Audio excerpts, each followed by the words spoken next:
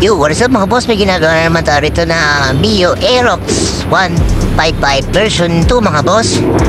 Bali, ito na nga pala mga boss yung pag niredondo natin siya mga boss, niredondo lang siya pero yung pugong ng fuel pump wala. So step by step hanapin natin kung ano yung sira ng motor na to mga boss. Stay tuned lang mga boss. Bali, pag inangon nyo nga pala mga boss yung susi nito, dapat siya, magbubugo na siya ng gasolina. Kasi yan mga boss, tinanggal ko yung connection ng fuel line. So, kailangan pag on yan, lalabas na yung gasolina yan. Yung sa kanya wala. Tapos yung vibration, yung ugong na nangyayari sa pag nag-on ng susi, kailangan may vibration. Wala siya talaga eh. So, step by step, hanapin natin kung bakit nasira yung fuel pump. So, bago tayo magpalit ng fuel pump, kailangan nating i-check rin yung connection ng wirings kung sakali, para kung sakali hindi tayo namuhula. So step by step, ganito lang yung pag-check na connection ng wire harness mga boss. Bale, ito nga pala mga boss yung gumamit ako ngayon ng test light. Nilagay ko sa connection ng positive.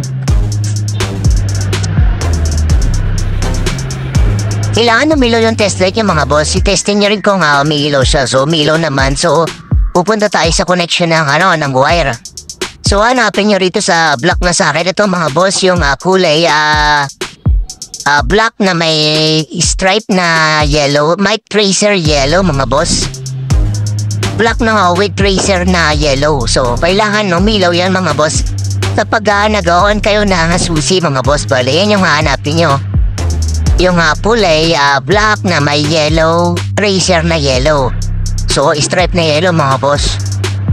So, tusukan nyo lang yun ang test light yan. Basta yung connection ng test light natin nasa positive mga boss So, pag on nyo ng susi, kailangan iilaw yan. Tapos mawawala ulit. On natin yung susi. On. Tapos iilaw siya, tapos mawawala. On. Tapos mawawala. Ganun ang connection niya mga boss. Tapos susunod naman natin yan, ilalagay natin yung test light sa ground, sa negative connection natin mga boss. Check natin yung test light, ayan mga boss, umilaw naman siya. So yung kataping wire naman ang iti-test natin yan mga boss, kahit nakapatay at naka-on yung susi, okay lang. So ayan nga pala mga boss, umilaw siya. So ibig sabihin yung connection kulay pula na yan, so 24 hours yan ay nakarekta sa battery. So positive na kulay red yan mga boss. Bali umilaw siya Di siya mamamatay kasi connection siya papuntang battery, so positive siya. So ganun lang badali mo check mga boss. So ang gagawin naman natin ito mga boss, magbabakas tayo talaga ng fuel pump. So iti-check natin yung isang assembly ng fuel pump. So ang gagawin niyo dyan mga boss, tatanggalin niyo yung gasolina para kung sakali pag angat niya ng fuel pump, kahit hindi niya nabaklas yung tangke, tanggalin niya ilang yung gas para mahugot niya yung fuel pump assembly.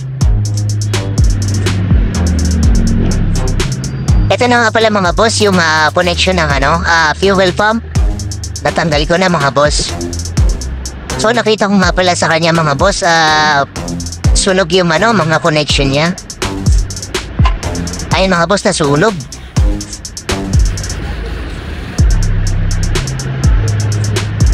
So pag ganito mga boss, huwag nyo nang remedyohan kung sakali. Kasi baka tumirik pa yung customer, babalik ko sa inyo yung motor. Para kung sakali, papalitan nyo na ng isang buo mga boss, huwag nyo nang remedyohan. Para hindi na rin bumalik. So ako nagka-problema sa kanya yung connection ng wire. So yung mga socket niya, nasunog na. Tapos yung IC niya, sunog na sunog.